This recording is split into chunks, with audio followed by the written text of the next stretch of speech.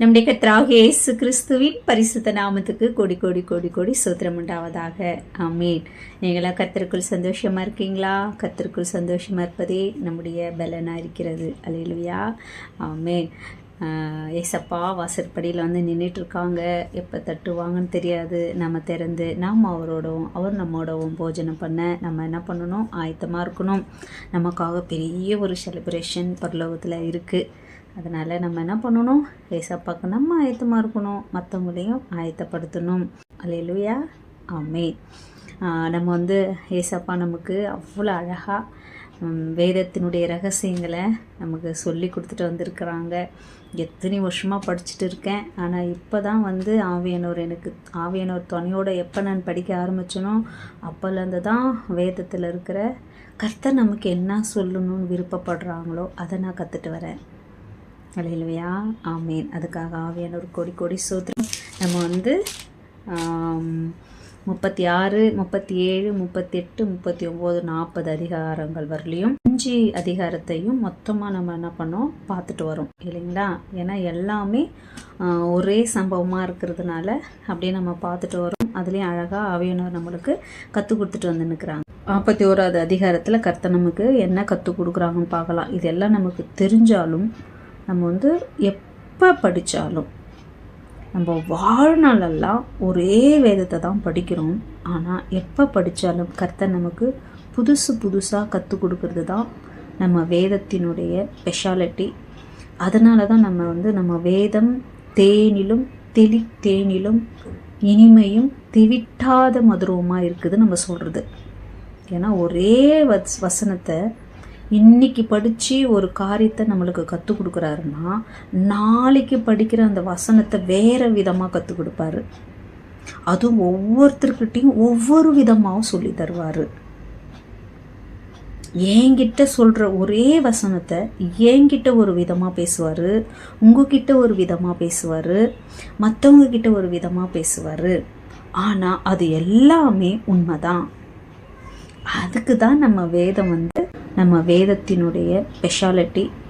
அதனால தான் நம்ம வந்து நம்ம வேதம் தேனிலும் தேனிலும் இனிமையும் தெவிட்டாத மதுரமாக இருக்குது நம்ம சொல்கிறது. எல்லாத்தை காட்டிலும் தெவிட்டாத மதுரம் சுவை உள்ளது அப்படி நம்ம சொல்கிறது. அல்லேலூயா. ஆமேன். இப்போ வந்து நம்ம 41ஆம் அதிகாரத்தை பார்க்கலாம். 2 வருஷம் சென்ற பின்பு பார்வோன் ஒரு சொப்பனம் கண்டான். அது என்னவெனில், அவன் நதியண்டையிலே நின்று கொண்டிருந்தான். அப்பொழுது அழகும் புஷ்டியுமான 7 பசுக்கள் நதியிலிருந்து ஏறி வந்து புல் மேய்ந்தது. பின்பு அவலட்சணமும் கேவலமுமான வேறு 7 பசுக்கள் நதியிலிருந்து ஏறி வந்து நதி ஓரத்திலே மற்ற பசுக்கள் அண்டையில் நின்றது. அவலட்சணமும் கேவலமான பசுக்கள் அழகும் புஷ்டியுமான 7 பசுக்களையும் பட்சித்து போட்டது. இப்படி பார்வோன் கண்டு விழித்து கொண்டான் அப்படின்னு முதல் சொப்பனம். 2வது சொப்பனம், மறுபடியும் அவன் நித்திரை செய்து 2ஆம் விசை ஒரு சொப்பனம் கண்டான். நல்ல செழுமையான 7 கதிர்கள் ஒரே தாளிலிருந்து ஓங்கி வளர்ந்தது. பின்பு சாவியானதும் கீழ்காற்றினால் தீந்ததுமான 7 கதிர்கள் முளைத்தது. சாவியான கதிர்கள் செழுமையும் நிறைமேனியுமான அந்த 7 கதிர்களையும் விழுங்கி போட்டது. அப்பொழுது பார்வோன் விழித்து கொண்டு அது சொப்பனம் என்று அறிந்தான். காலமே பார்வோனுடைய மனம் கலங்கி கொண்டிருந்தது. அப்பொழுது அவன் எகிப்தில் உள்ள சகல மந்திரவாதிகளையும் சகல சாஸ்திரிகளையும் அழைப்பித்து அவர்களுக்கு தன் சொப்பனத்தை சொன்னான். ஒருவராலும் அதன் அர்த்தத்தை பார்வோனுக்கு சொல்லக்கூடாமற் போயிற்று. அப்பொழுது பான பாத்திரக்காரரின் தலைவன் பார்வோனை நோக்கி, நான் செய்த குற்றம் இன்றுதான் என் நினைவில் வந்தது. பார்வோன் தம்முடைய ஊழியக்காரன் மேல் கடும் கோபம் கொண்டு என்னை சுயம்பாதிகளின் தலைவனையும் தலையாரிகளின் அதிபதி வீடாகிய சிறைச்சாலையில் வைத்திருந்த காலத்தில், அப்பொழுது தலையாரிகளின் அதிபதிக்கு வேலைக்காரனாகி எபிரெய பிள்ளையாண்டான் ஒருவன் அங்கே எங்களோடு இருந்தான். அவனிடத்தில் அவைகளை சொன்னோம். அவன் தாங்கள் கண்ட சொப்பனங்களுக்குரிய வெவ்வேறு அர்த்தத்தின்படியே எங்கள் சொப்பனங்களின் பலனை சொன்னான். அவன் எங்களுக்கு சொல்லிய அர்த்தத்தின்படியே நடந்தது. என்னை திரும்ப என் நிலையிலே நிறுத்தி அவனை தூக்கி போட்டு விட்டார் என்றான். அப்போ யோசேப்பை கூப்பிட்றாரு. உங்களுக்கு எல்லாம் அது எல்லாமே தெரியும். பார்வோன் சொப்பனத்தை பார்க்குறாரு. 7 நல்ல பசு, 7 கேவலமான அவலட்சமான பசு. அந்த கேவலமான அந்த பசு வந்து செழுமையான பசுவை விழுங்கிடுது. விழுங்கி கூட அந்த அவலட்சணமான பசு அவலட்சணமாகவே இருக்குது. அப்புறம் இன்னொரு சொப்பனம் பார்க்குறாரு. 7 நல்ல கொழுமையான செழிப்பான கதிர் வருது ஒரே தாள்லேருந்து. இன்னும் 7 வந்து சாவியான பயிர், அதை சப்பையாக இருக்கும் இல்லையா, அது மாதிரி வருது. அது என்ன பண்ணுது, அது சப்பையான கதிர் என்ன பண்ணுது, கொழுமையான நல்ல கதிரை விழுங்கிடுது. அது விழுங்கினோன்னு அது விழுங்கினா கூட அது எப்படி இருக்குது, சப்பையாகவே அந்த சாவியான கதிர் மாதிரியே இருக்குது. அந்த சொப்பனத்தை அவன் பார்க்குறான், பார்த்து கலங்குறான். அவன் மந்திரவாதி சாஸ்திரிகள் எல்லாம் கூப்பிடும் போது யாருக்குமே அதனுடைய விளக்கம் சொல்ல தெரியல. அப்போ வந்து அந்த யோசேப்புக்கு அந்த வீட்டு ஹவுஸ் டெரஸில் இருக்கும்போது 2 பேருக்கு சொல்கிறான் இல்லையா, அவன் சொல்கிறான், சொல்லுன்னு வேற சொல்கிறான் இல்லையா, மறந்துடுறான் இல்லையா. அவன் சொல்கிறான், ஐயோ நான் செஞ்ச தப்பு இப்போ தான் தெரியுது. இந்த எபிரேயுடைய மகன் தான் அங்கே இருந்தான், அவங்கிட்ட தான் அவன் தான் இந்த கணக்கு, இந்த நாங்கள் கண்ட கனவுக்கு சரியான விளக்கத்தை சொன்னான். அவன் எப்படி எங்களுக்கு விளக்கம் சொன்னானோ அதே மாதிரி நடந்துச்சு. என்னை நீங்கள் கூப்பிட்டீங்க, இன்னும் இதில் தூக்கில் போட்டுட்டீங்க அப்படின்னு சொல்கிறான். அப்போ பார்வோன் என்ன பண்ணுறான், யோசேப்பை வர வைக்கிறாரு. அப்போ யோசேப்பு பார்வோன்கிட்ட வந்து நிற்கும் போது 30 வயசு. இங்கே வந்து யோசேப்பு சொல்கிறாரு, அதாவது 2 சொப்பனத்துக்கும் ஒரே அர்த்தம் தான். தேசத்தில் என்ன நடக்க போகுதுன்றத தேவன் உங்களுக்கு வெளிப்படுத்துகிறாரு. 7 வருஷம் ரொம்ப செழிப்பான வருஷம் வரப்போகுது. அந்த செழிப்பான 7 வருஷம் முடிஞ்சதுக்கப்புறம் ரொம்ப கேவலமான ரொம்ப ரொம்ப ரொம்ப பஞ்சமான வருஷம் 7 வருஷம் வரப்போகுது. அப்போ இந்த 7 வருஷத்தில் செழுமையான விளைவு எல்லாத்தையும் சேர்த்து வச்சு இந்த வருகிற 7 வருஷத்து பஞ்சத்துக்கு தேசம் அழியாதபடிக்கு நீங்கள் என்ன பண்ணணும், இந்த தானியத்தெல்லாம் சேர்த்து வைக்கணும். அப்படி ஒரு ஆளை பார்த்து அதுக்கு ஒரு தலைவரை நியமிங்க. நீங்கள் இந்த தேசத்தில் என்ன நடக்க போகுதுன்றத தேவன் உங்களுக்கு வெளிப்படுத்தியிருக்காரு அப்படின்னு யோசேப்பு சொல்கிறாரு. அப்போ என்ன சொல்கிறாரு, அதை வந்து பார்வோன் கேட்டு என்ன பண்ணுறாங்க, அது வந்து ரொம்ப நல்லது, நீங்கள் ரொம்ப இந்த ஐடியா அப்போ சொல்கிறாரு, இந்த ஐடியா சொல்கிறாருல்ல, 7 வருஷம் செழிப்புக்கு தானியத்தெல்லாம் சேர்த்து வச்சுட்டு 7 வருஷம் பஞ்சத்தில் இதை நீங்கள் சேர்த்து வைக்கிறத கொடுத்தீங்கன்னாக்கா தேசம் அழியாமல் இருக்கும். அதை மாதிரி ஒரு தலைவனை நீங்கள் என்ன பண்ணணும், போடணும் அப்படி சொல்கிறாரு இல்லையா. அது வந்து பார்வோனுக்கும் மற்றவங்களுக்கும் என்ன ஆகுது, நல்லதாக படுது.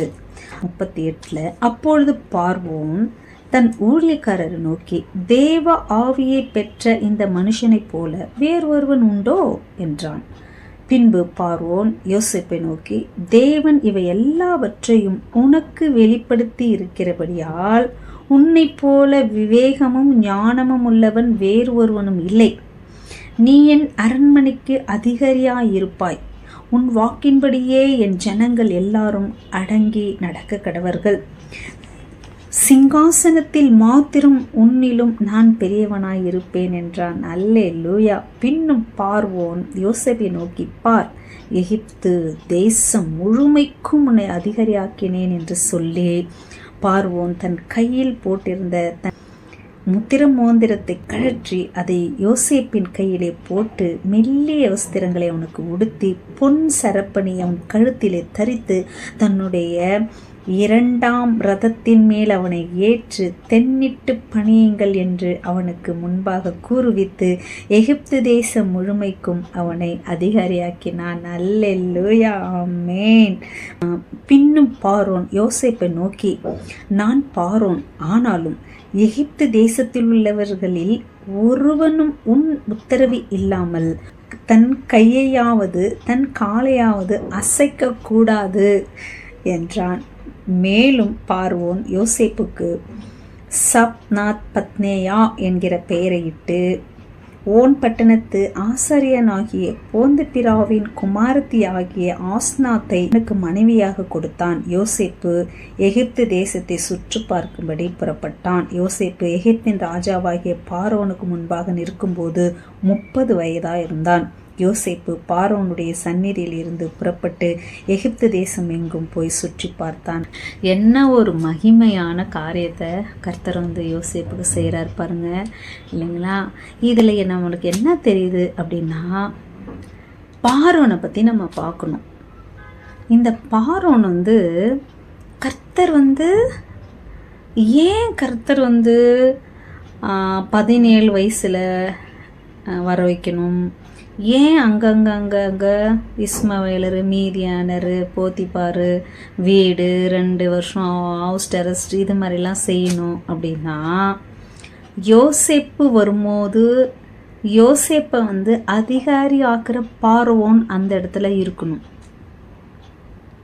வேற பார்வோன் அங்கே இருந்திருந்தானா யோசேப்பை ஞானமாக இந்த ஞானத்தையும் இந்த விவேகத்தையும் தேவ ஆவி பெற்ற உன்னை தவிர எவனும் செய்ய மாட்டான், அதனால் நீயே தான் இதெல்லாம் நீ பார்த்துக்கணும் அப்படின்னு வேற பார்வோன் இருந்திருந்தா சொல்லியிருப்பானா அப்படின்னா சொல்லியிருக்க முடியாது. புரியுதுங்களா? ஒரு ஹவுஸ் அரசில் இருக்கிற ஒருத்தனை ஒரு எகிப்து தேசத்துக்கு அதிபதியாக ஆக்கணும் அப்படின்னா வேற பார்வோனால என்ன பண்ணியிருப்பாங்க? யோசிச்சிருப்பாங்க. நல்ல விளக்கம்ப்பா, நல்ல விளக்கம் சொன்னேன். அதுக்கேன்னு என்ன பண்ணியிருப்பாங்க? எதனா ஒரு கிஃப்டை கொடுத்து ஹவுஸ் அரசு இல்லாமல் சரி வெளியே வந்துரு, நீ அங்கே இருக்காத அப்படின்னு வேணால் சொல்லியிருக்கலாம். ஆனால் பார்வோனுக்கு அடுத்து பார்வோனா யாரை மாத்துறாரு? யோசேப்பை மாத்துறாரு. இந்த ஞானம் எல்லாருக்கும் இருக்குமானா அப்படின்னா இருக்க வாய்ப்பில்லை, இல்லைங்களா? இந்த அறிவு நமக்கு இருக்கணும். இப்போ யோசேப்பு என்ன பண்ணுறாரு? ஹவுஸ் அரசில் தானே இருக்கிறாரு. ஒரு அதிகாரியாக இருந்து, ஒரு தலைவராக இருந்து, அதை மாதிரியெல்லாம் இருந்து சொல்லியிருந்தா கூட சரி நீங்களே இருங்கன்னு சொல்லியிருக்கலாம். ஆனால் யோசேப்பு எந்த நிலைமையில் இருக்கிறாரு? வீட்டு காவலில் இருக்கிறாரு. அவரை இதை மாதிரி கர்த்தர் தெளிவான விளக்கத்தை சொல்லி இப்படி தான் இருக்கணும் அப்படின்னு சொல்லும் போது என்ன பண்ணியிருப்பாங்க? இவன் இதெல்லாம் சொன்னால் கூட, இந்த ஞானம் இருந்தால் கூட, தேவ ஆவி இருந்தாலும் இவனுக்கு அந்த தகுதி இல்லையே. அவன் யார்? எபிரியன், வெளிநாட்டு பையன். இவனை எப்படி நம்ம அதிபதியாக மாற்றணும் அப்படின்னு யோசிச்சிருப்பாங்க. ஆனால் இந்த பார்வோன் அப்படி நினைக்கல. அது நம்மளுக்கு முக்கியம். இது வெறும் அரசியலுக்கு மட்டும் இல்லை, இது தேசத்தின் அரசியலுக்கு மட்டும் இல்லை, இது சபைகளுக்கு, ஸ்தாபனத்துக்கு, எல்லாத்துக்கும் ரொம்ப முக்கியம். நம்ம தராதரம் பார்க்காம ஆவியானவர் யாரோட இருக்காங்க, அவங்க ஞானம் என்ன, விவேகம் என்ன அப்படின்றத தெரிஞ்சு நம்ம கூட என்ன பண்ணணும்? அந்த ஸ்தானத்தில் அவங்கள வைக்கணும். ஞானம் உள்ளவங்க இதை கவனிப்பாங்க. சில பேர் என்ன பண்ணாங்க? எவ்வளோதான் கர்த்தருக்குள்ளாக அந்த ஞானம், வரம், அபிஷேகம் எல்லாம் இருந்தால் கூட அதெல்லாம் பொருட்படுத்தாமல் யாருக்கிட்ட பணம் இருக்குது, வசதி இருக்குது, ஸ்டேட்டஸ் இருக்குது, இதை மாதிரி பார்த்தே என்ன பண்ணுவாங்க? டெவலப் ஆகாமல் இருக்க காரணம் இதை மாதிரி ஆவியானவர் கொடுக்குற அபிஷேகம் உள்ளவங்களுக்கெல்லாம் எந்தெந்த ஸ்தானத்தில் வைக்கணும்னு தெரியாமல் இருக்கிறதுனால தான் சபைகளில் கர்த்தர் கிரி செய்யாமல் முடியாமல் போயிடுது. அதனால தான் தேசங்களுக்கு கூட கர்த்தர் சொல்கிறது, ரட்சிக்கப்பட்ட நீதிமான்கள் ஸ்தானத்தில் இருக்கும்போது தேசம் நல்லா இருக்கும், துன்மார்க்கர்கள் அழிவாங்க, நீதிமான்கள் சந்தோஷமாக இருப்பாங்க, மக்கள் சந்தோஷமாக சமாதானமாக இருப்பாங்க அப்படின்னு கர்த்தர் தேசத்துக்கும் அதிகாரிகளுக்கும் ஜெபிக்க சொன்ன காரணம். கம்பெனி நல்லாயிருக்கும், சபை நல்லாயிருக்கும், ஸ்தாபனங்கள் நல்லாயிருக்கும், வியாபாரங்கள் நல்லாயிருக்கும். இது பொதுவாக எல்லாத்துக்குமே. குடும்பத்தில் கூட இவங்க மூத்தவன் தான் செய்யணும், அடுத்தது இவன் செய்யணும் அப்படின்னு பார்க்காம ஒரு குடும்பத்தில் எவ்வளோ பேர் இருந்தாலும் யார் ஞானமாக, யார் கர்த்தருக்கு பயந்து, யார் விவேகமாக நடந்துக்கிறாங்களோ அவங்கள பார்த்து பொறுப்பு அவங்கக்கிட்ட தாய் தகப்பன்மார் கொடுக்கணும். இவன் பெரியவன், இவன் மூத்தவன், இவன்கிட்ட கொடுக்கணும் அப்படின்னு பார்க்காம மூத்தவன் அது மாதிரி கர்த்தருக்குள்ள விவேகமாக ஞானமாக இருந்தால் அவன் செய்யலாம். ஆனால் மூத்தவன்றதுனாலே என்ன பண்ணக்கூடாது, பொறுப்பாக அவங்ககிட்ட கொடுக்கக்கூடாது. அந்த வீட்டில் எந்த பிள்ளைங்க ஞானமாக இருக்குது, பொறுப்பாக இருக்குது, அது சின்ன பிள்ளையாக இருக்கலாம், அது கடைசி பிள்ளையாக இருக்கலாம். ஆனாலும் நம்மளுக்கு தெரியும் இந்த பிள்ளை வந்து பொறுப்பாக இருக்குது, ஞானமாக இருக்குதுன்னா அவங்கக்கிட்ட குடும்ப பொறுப்பை கொடுக்கலாம். இந்த அறிவு தாய் தகப்பனுக்கு இருக்கணும். இந்த அறிவு வேலை கம்பெனி செய்கிற எஜமான்களுக்கு இருக்கணும். சபையை நடத்துகிற ஊழியர்களுக்கு இருக்கணும். ஸ்தாபனங்களை நடத்துகிற சுவிசேஷகர், தீர்க்கதரிசிகள், 5 விதமான அப்போஸ்தலர்கள், இவாஞ்சலிஸ்ட் எல்லாம் இருக்காங்கல்ல, அவங்களுக்கெல்லாம் இந்த மாதிரி ஒரு ஞானம் நமக்கு இருக்கணும்.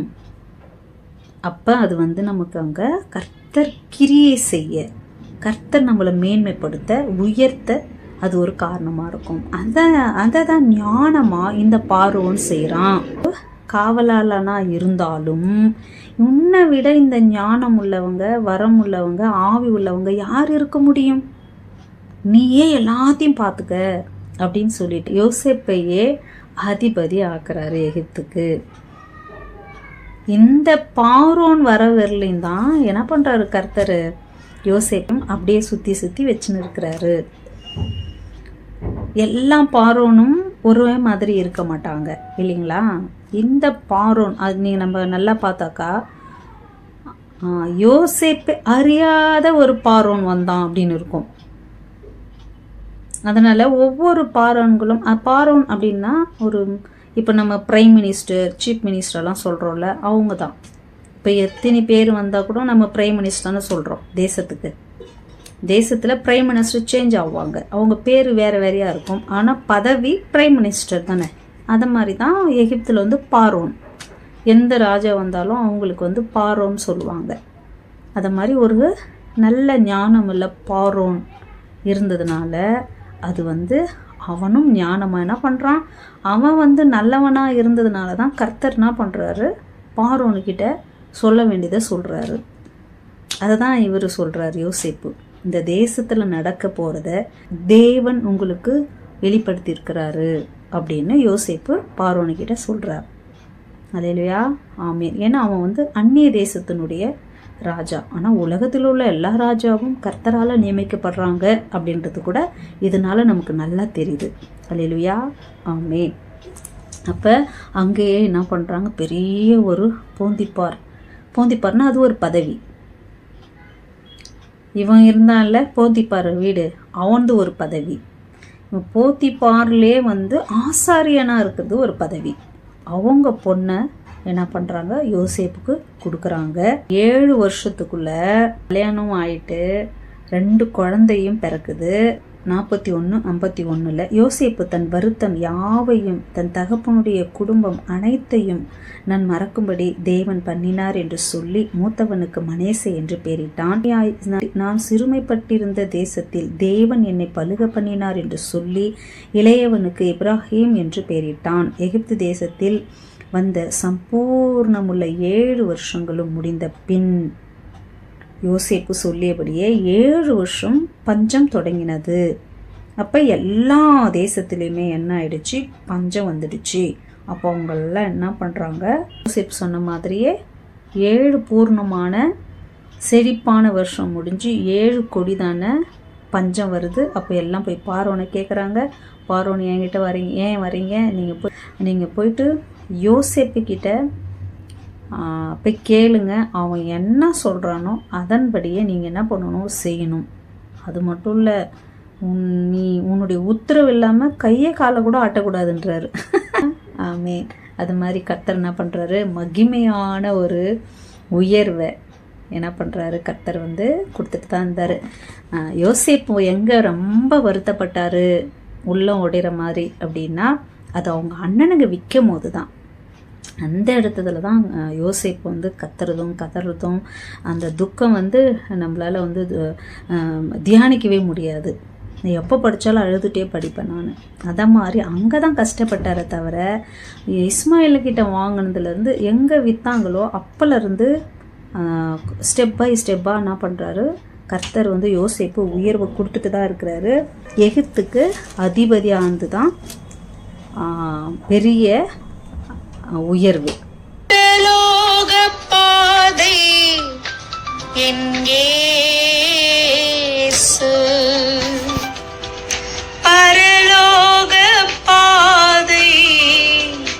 என்